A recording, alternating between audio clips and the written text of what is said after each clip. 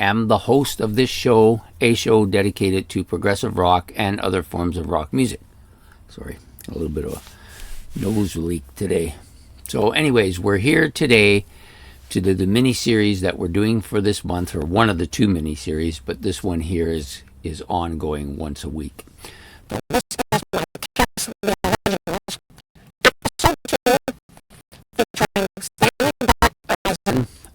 Better known as Paul Stanley.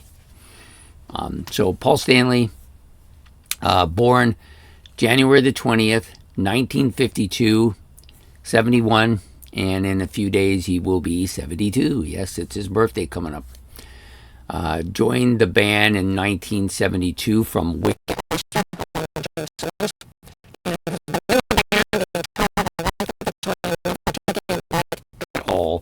Even though Gene kind of was distant there for a bit, Paul still ruddered the ship and now is, I think, the sole kind of controller of everything here.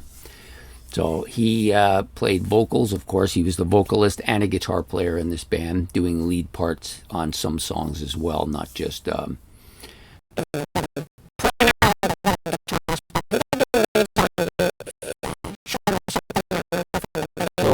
and him and Ace did that kind of dual thing on Detroit Rock City as well. So this band, he had 51 years with the band now, right? He's been around for 51 years. He's a couple of solo albums. One of them is part of the Kiss discography. And so, so he's...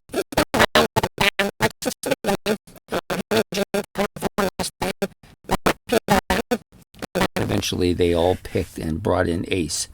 So a couple things about Paul Stanley. I made a few notes about him just because before we get going too far, I was going to talk a little bit about him as well and my own relationship with him, which I don't really have one, like he doesn't know me from Adam, but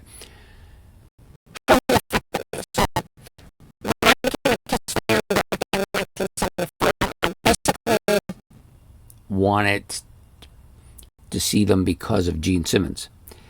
This was the band that had the guy that spit blood. This is the band that had the guy that breathed fire. This is the band that had that wild-looking demon guy in it. So he was my favorite. But eventually, over time, probably within about a year,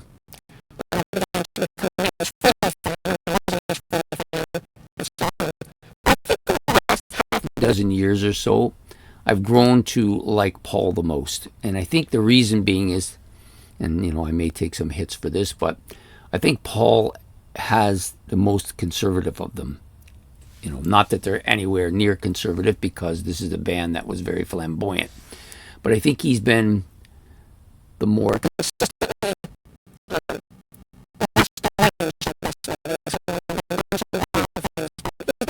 consistent of them, I think. He's also become the leader of the band, the one that keeps the ship going, and has been that way since the beginning. So, and I think overall he has the voice that I like the most. Even though Peter Criss had that rockin' voice, which he did, I think Paul had the more solid.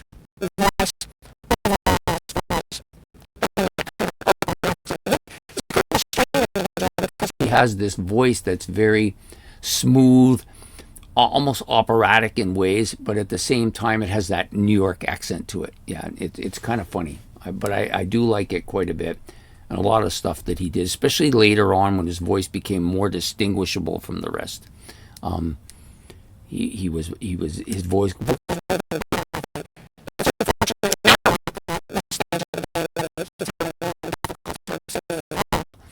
But, that happens with some people, especially a guy who basically, if you look at the music they did, he sang more than half of the songs. He sang a little bit more than Gene.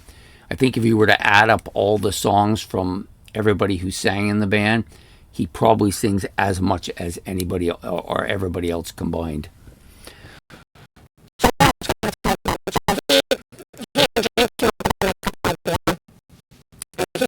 Several different types of makeup ideas. He started out with this kind of bandit mask, and then it went to he didn't really like it, so it went to this star on his eye. But when he first put the star on, it was on the wrong side. He had it on the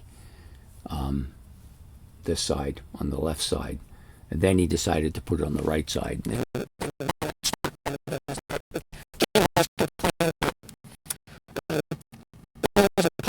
It became the Starry-Eyed Lovers because he's lazy and doesn't like to do the makeup work.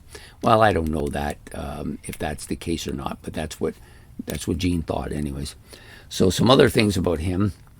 Being not only being the front man for the band, he's also the leader of the band now, because Gene went off on that kind of tangent there for a while.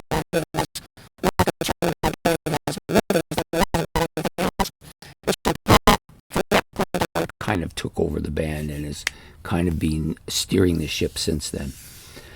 And of course, some of their biggest hits have come from vocal songs by him. And he has, like I said, the most kind of smoothest of the voices, the kind of sweet sound.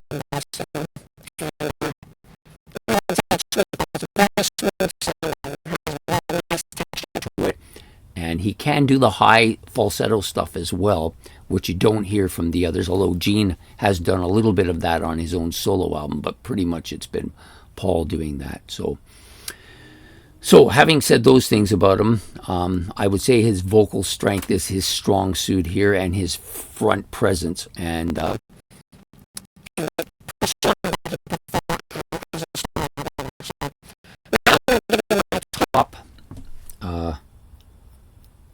my top 10 vocaled songs by Paul Stanley. There's actually quite a bit. He's got a lot of stuff, but I'm going to give you the top 10. I'll give you a few honorable mentions with it as well, just because, especially those bottom 2 or 3, number 10, number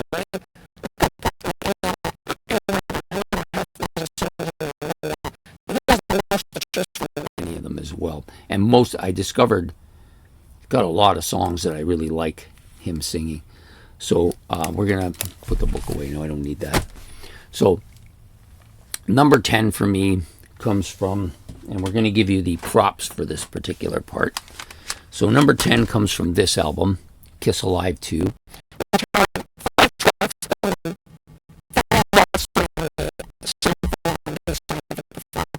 That were not live songs. They were 5 previously unreleased studio tracks.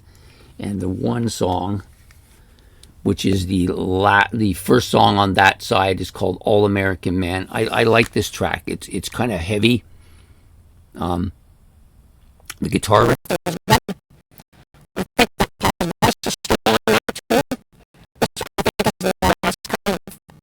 Paul Stanley track where the band is, because this part of the album here, the side D of the album, or side 2 of disc 2, these were kind of the last really heavy rock songs they did for several years when they started going into that pop and disco scene that they went into. And the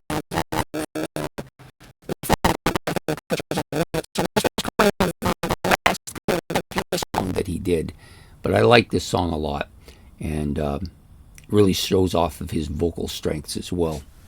So the next track out of the box for him, number 9, is off of this album with that artwork that we talked about on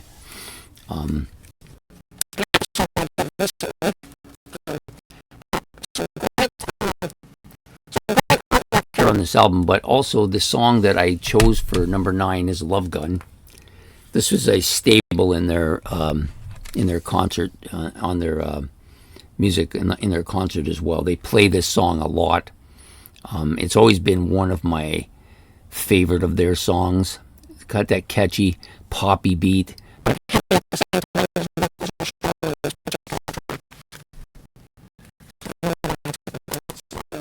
I can see my board here. So number 8 comes from this album, which is Dressed to Kill, and that's Come On and Love Me. This was maybe, I want to say this is probably maybe my first track that I really loved by him. It's between this and one other track.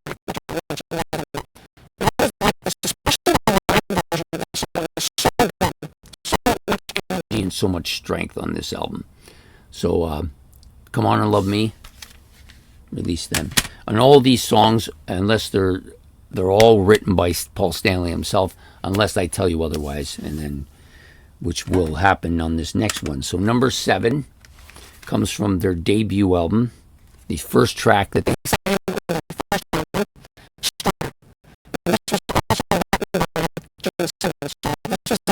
Stanley compilation here, or song that they wrote together, and Paul Stanley did the singing on this. I really like this track. The version on here is a little bit lame. It's not terrible. The version on the live album is much better on a live, but this is really good. And never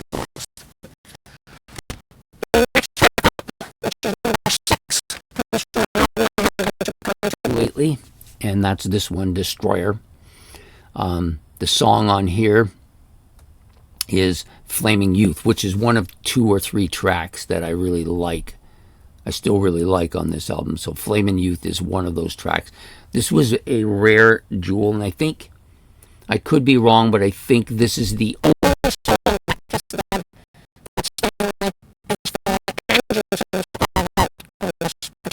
track. So if anybody knows if that's the case, let me know. Also, there's some keyboards on this track, which is very different from Kiss. They didn't have a lot of that, especially early on. And Paul Stanley, of course, is the singer on this track. Flaming Youth, number 6. So the next one up comes from one of my favorite of their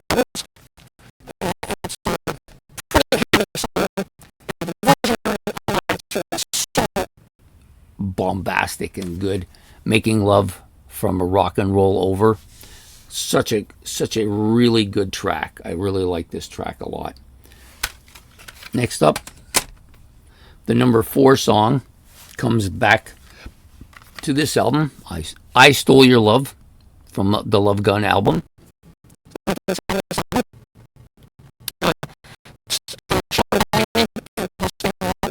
Killer track. The good thing about this track that I like is it's actually killer on the live Kiss Alive 2. Kiss Alive 2. I think it's the opening track on that album too, and it is also the opening. Well, it's the opening track on this one. I'm not sure. I guess I could look. No, it isn't. It's not.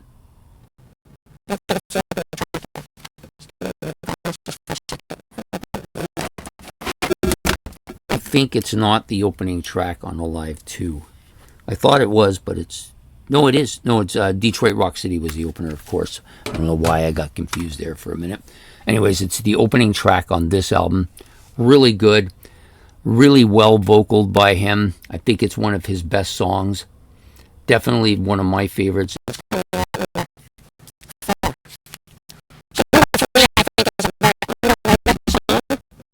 A song that I still like, even though it's on that album that I don't care for much anymore. Do You Love Me? This is a underrated track. I always liked it. It was always one of my favorites back in the day. It's maintained its status with me over the years. It's still one of my favorite of the tracks on this album.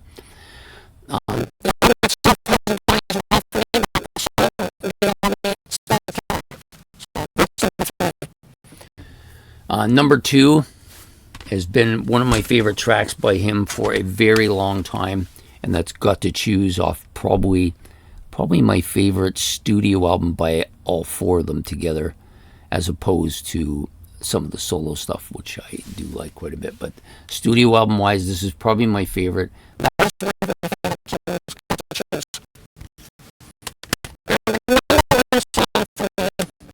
And it comes on this album, but it's not this version that I like. It's the version on Alive. It's the opening side of side 4. Such a killer song. Always being one of my favorite Kiss songs. Definitely rock bottom here. Such a good song. Stanley.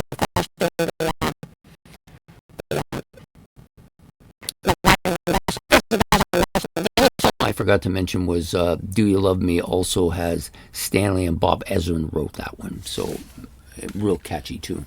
But this killer song probably on Alive though is the better version of it. So there you have it. Those are my top 10 favorite Paul Stanley songs. I'll just reiterate them. I'll tell you a few others.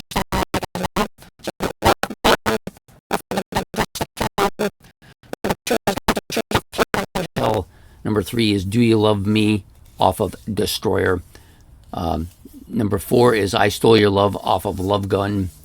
Number 5 is Making Love off Rock and Roll Over. Number 6 is Flaming Youth off of Destroyer. Number 7 is Strutter off of their debut album. Number 8 is Come On and Love Me.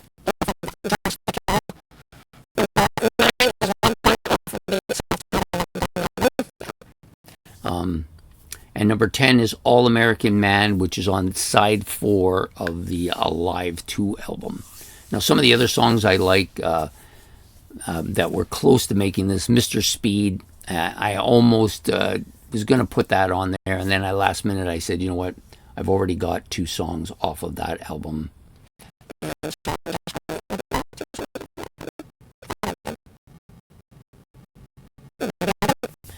I could have put Mr. Speed in there and it would have been perfectly sensible to do so.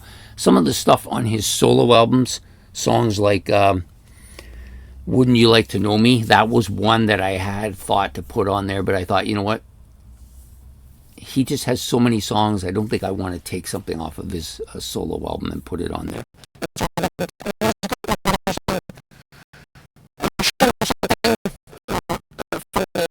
Dynasty album, I've always liked that. I like the video for it. I like the guitar solo for it. Really good.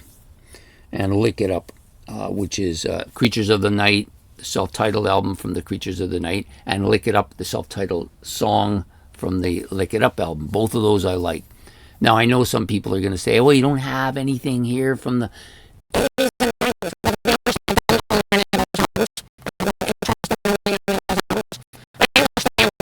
Huge following for that era of Kiss.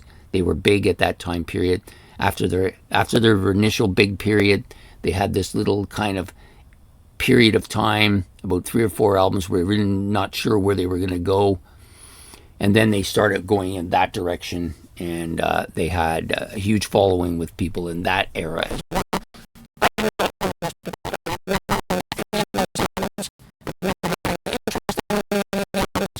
And I probably will never own any of those albums, but I do appreciate that some people really like that, but it's just not my eras, and I don't want to throw songs in a list just to make it politically correct, because you got to give some from that era, but when I don't listen to them, it doesn't make any sense, does it? So there you have it.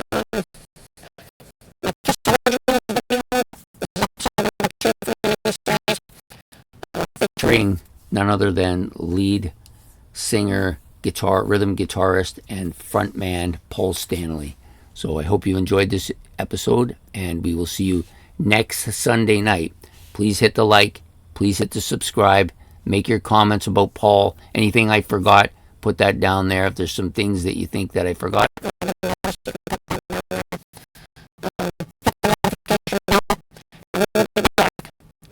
Sunday night with episode number 3, which is going to feature the demon himself, Gene Simmons. He'll be number 3. And I know that some people are thinking, oh, is he ranking them? Is this the way he likes them the best? Well, it's not the case. I rolled some dice, and this is the way the lineup went, and that's the way I'm going with it. I don't really...